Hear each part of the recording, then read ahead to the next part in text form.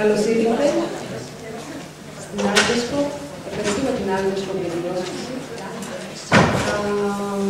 Είμαι η Κωνσταντίνα Βλαχοπούλου. Είναι η 4η φορά που έρχομαι στη Θεσσαλονίκη. Σας ευχαριστώ που είστε εδώ σήμερα. Είμαι ολιστική αστρολόγος. Ίσως σας παραξενεύσει ο όρος τι μπορεί να είναι ολιστική αστρολογία, μα αυτό είναι και το θέμα μας σήμερα το οποίο θα εξετάσουμε. Θέλω να σας πω ότι εκτός από σύμβουλος ολιστικής αστρολογίας, είμαι και δασκάλα του Reiki και παράλληλα ιδρυτικό μέλος της υπερνόησης. Εδώ όμως η ομιλία μας αφορά την ολιστική αστρολογία. Εάν σας ενδιαφέρει η αστρολογία, που προφανώς σας ενδιαφέρει για να είστε εδώ, θέλω να σας ενημερώσω ότι στο βιβλιοπωλείο Ψαράς υπάρχουν 2 περιοδικά.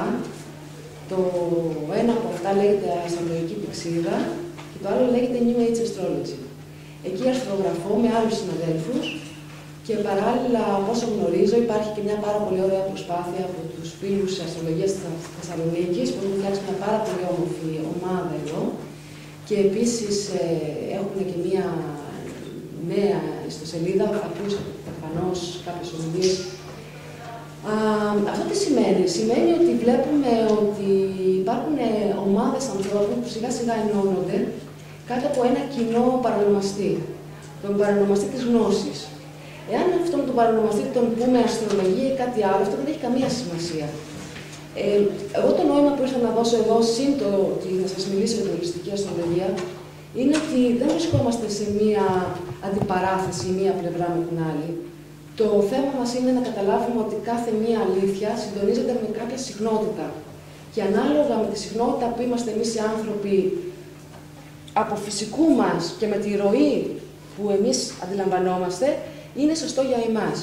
Δεν υπάρχει σωστό και λάθος και αυτό σχετίζεται με το καλό που έχουμε εμείς μέσα μας. Το καλό που έχουμε εμείς μέσα μας αφορά τη συνειδητότητά μας. Δηλαδή, θα προσπαθήσω να σας μιλήσω όσο πιο απλά μπορώ και όσο λιγότερα αγχωμένα μπορώ. Γιατί είμαστε και εδώ και 2 ημέρες, μπορεί να έχουμε και μια σχετική κούραση, οπότε αν πω κάτι θα με συγχωρέσετε. Όμως, το ζητούμενό μας είναι η ολιστική αστρολογία. Θα ήθελα να σας ρωτήσω, αν ήθελε κάποιος να μας πει, εάν έχετε μια άποψη, μια γνώμη για το τι θα μπορούσε να είναι η ολιστική αστρολογία ή το τι πρεσβεύει η αστρολογία γενικότερα. Υπάρχει κάποιος που θα ήθελε να μας πει κάτι πάνω σε αυτό?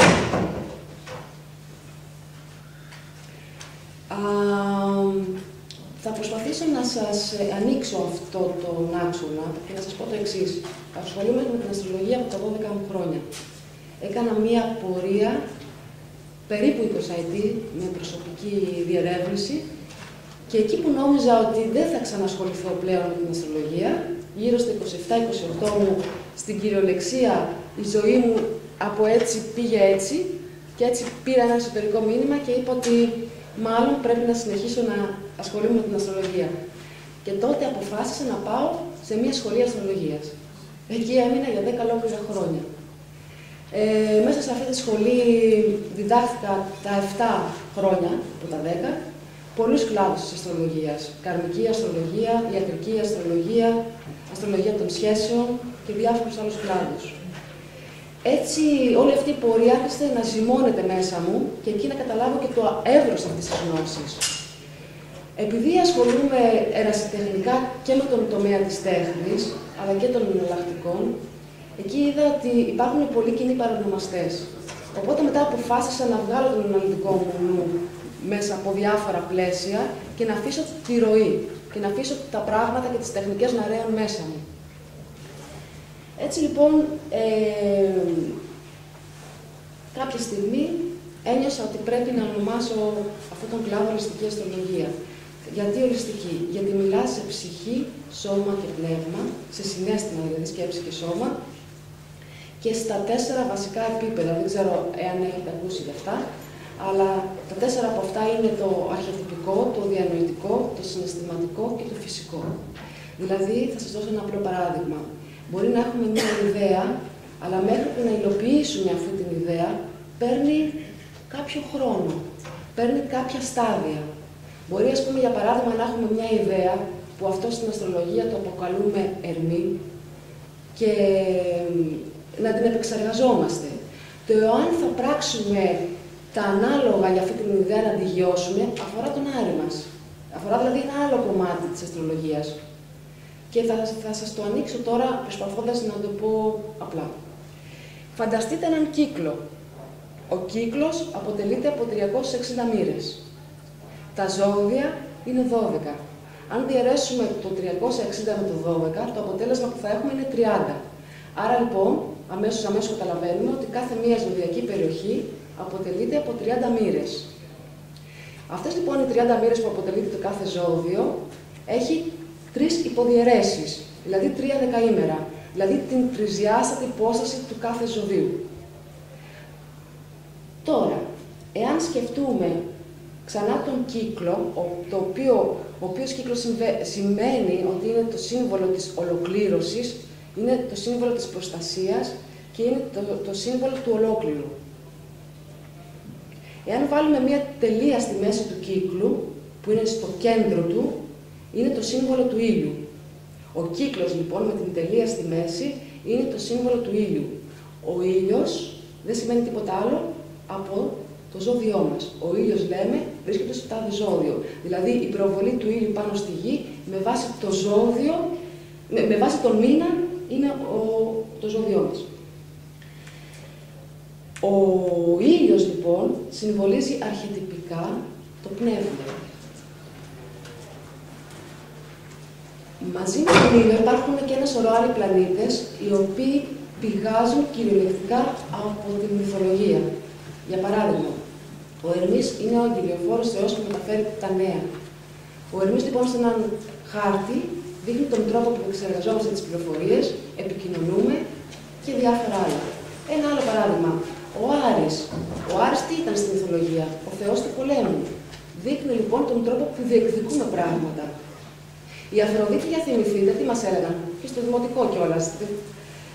Η Αφροδίτη, θεά της ομορφιάς, έτσι, του καλοπισμού κτλ. Συμβολίζει λοιπόν τον τρόπο που διαχειριζόμαστε τις σχέσεις μας στο χάρτη. Επίσης, υπάρχει και ο πλανήτης Σελήνη, που είναι η θηλυκή υπόσταση και ο ψυχισμός μας. Βεβαίως, ο δορυφόρος της γης. Λοιπόν, ο ψυχισμός μας, και εάν πούμε ότι είναι ο ήλιος το αρσενικό αρχέτυπο, ο θείος πληθύρας που φέρνουμε μέσα μας, η αρσενική πλευρά του DNA, δηλαδή ό,τι φέρνουμε από τον πατέρα μας, συν τις όψεις του, μας δείχνουν την αρσενική μας πλευρά. Το ίδιο δεν ισχύει και για τη σελήνη. Η σελήνη είναι η θηλυκή υπόσταση, η κυταρική μνήμη, η θηλυκή αρχή. Στις εναλλακτικές θεραπείες θα το έχετε ακούσει, ή αν δεν το έχετε ακούσει, θα το ακούσετε τώρα. Ενδεχομένως, είμαι σίγουρη όμως ότι το έχετε ακούσει. Έχουμε μια αρσενική και μια θηλυκή πλευρά. Και στόχος μας είναι να ενώσουμε την αρσενική και τη θηλυκή πλευρά για να είμαστε ολόκληροι. Αυτό λοιπόν που στην αστρολογία ονομάζεται και φώτα, είναι ο ήλιος και η σελήνη.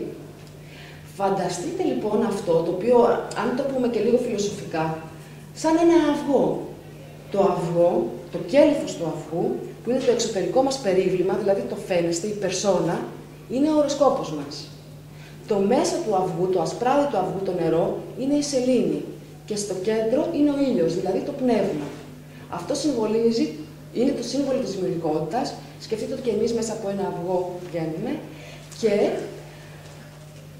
για αυτό το τρίπτυχο λειτουργεί ο υπόλοιπος χάρτης. Δηλαδή, είμαστε σώμα, ψυχή και πνεύμα. Και όλοι οι υπόλοιποι πλανήτες λειτουργούν προς εξυπηρέτηση αυτού του τριπτύχου. Έτσι λοιπόν, ζητάμε να δούμε ποια είναι τα αντικείμενα και οι ιδιότητες που πηγάζουν από το χάρτη.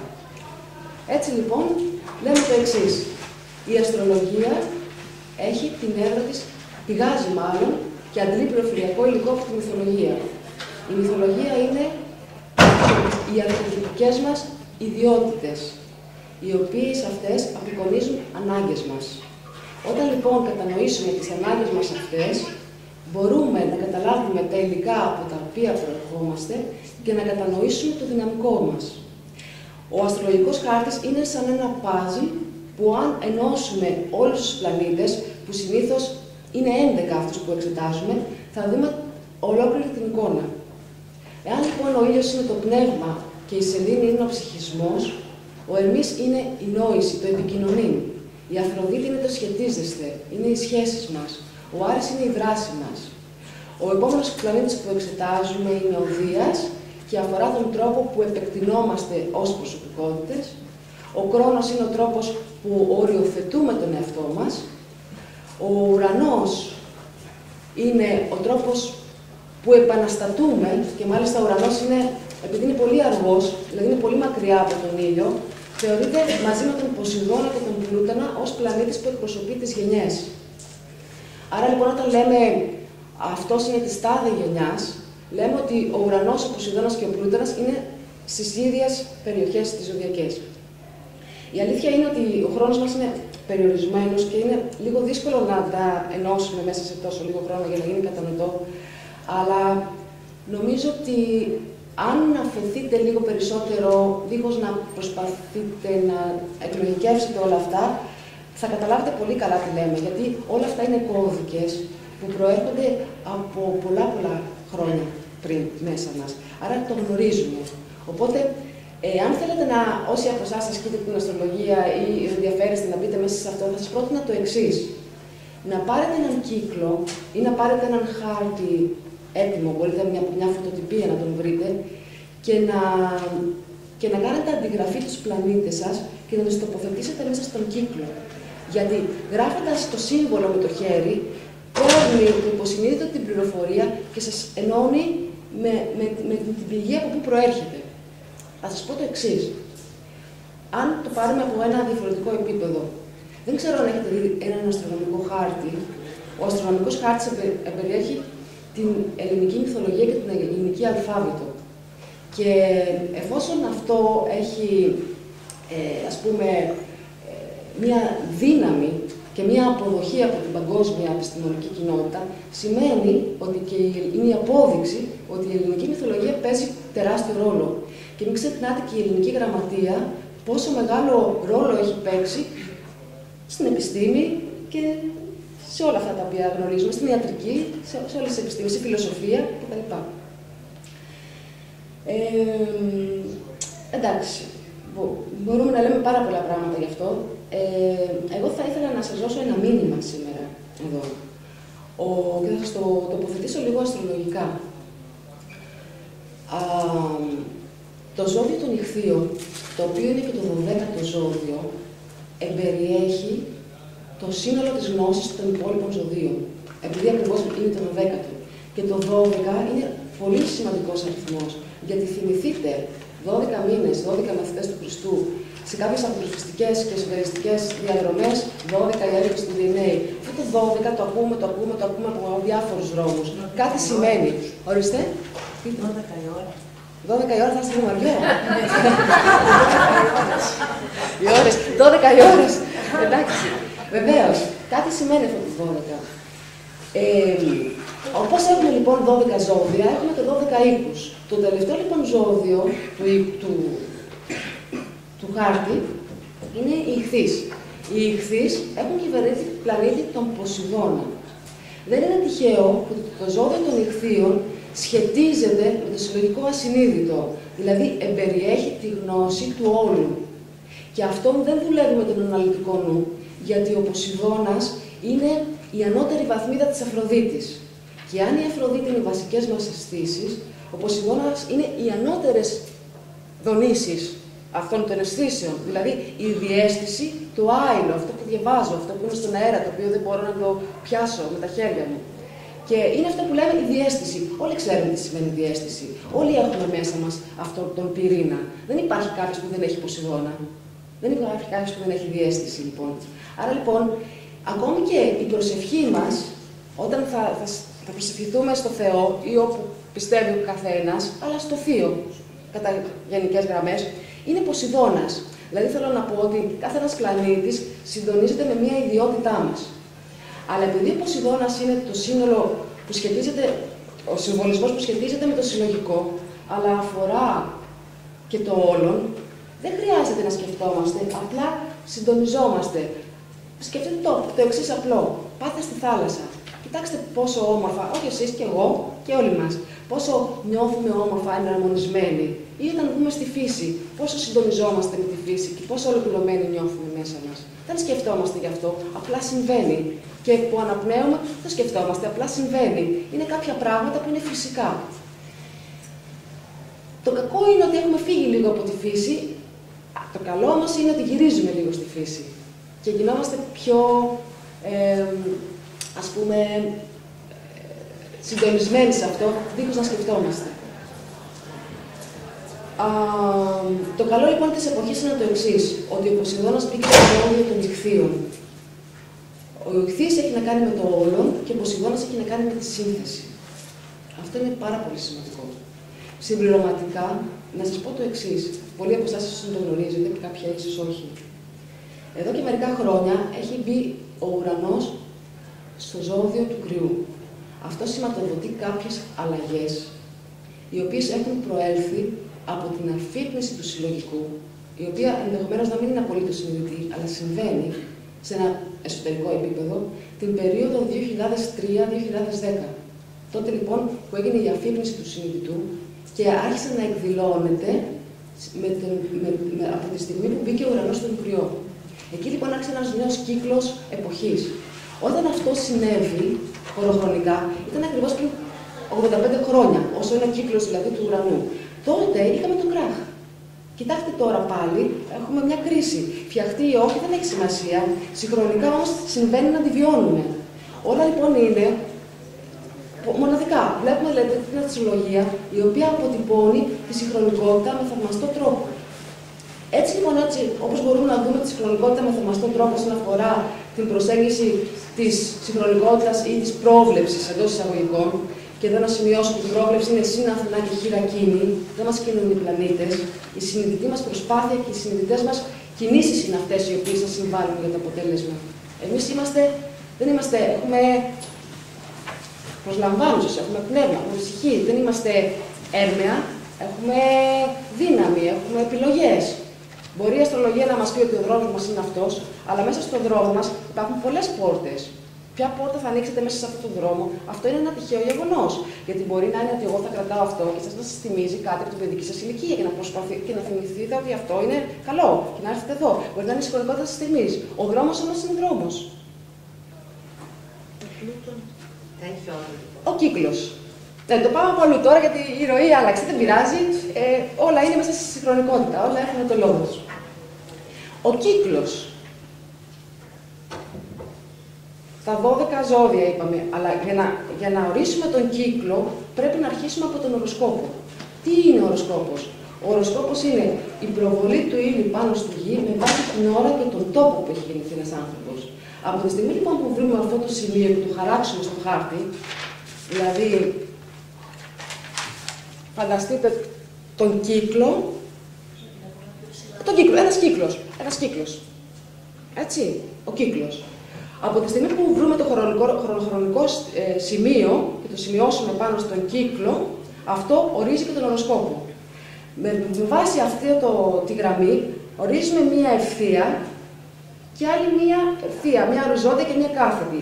Αυτό χωρίζει λοιπόν τον κύκλο σε 4 ημισφαίρια, σε 4 τεταρτημόρια. 2 ημισφαίρια, 4 τεταρτημόρια. Αυτός είναι ο βασικός άξονας, τον οποίο μπορούμε να αποκαλέσουμε Ανατολή, Δύση, Βορρά, Νότο, είτε Άνοιξη, Καλοκαίρι, Φθινόπωρο, Χειμώνα. Είναι οι 4 βασικές εποχές. Ο κύκλος με το σταυρό στη μέση, και είμαι σίγουρα ότι ο Κύριος θα μας πει κάτι τώρα εδώ, είναι το πρώτο σύμβολο της γης. Λοιπόν.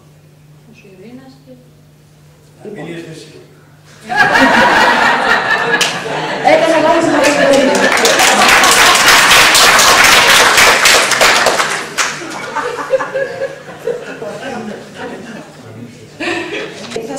Είχα πολλά να σας πω στο μυαλό μου, τέλος πάντων να σας πει για λόγω η ροή, δεν πειράζει, τελειώνουμε τώρα, μας κάνουν νοήματα, οκ. Θα σας πω το εξής.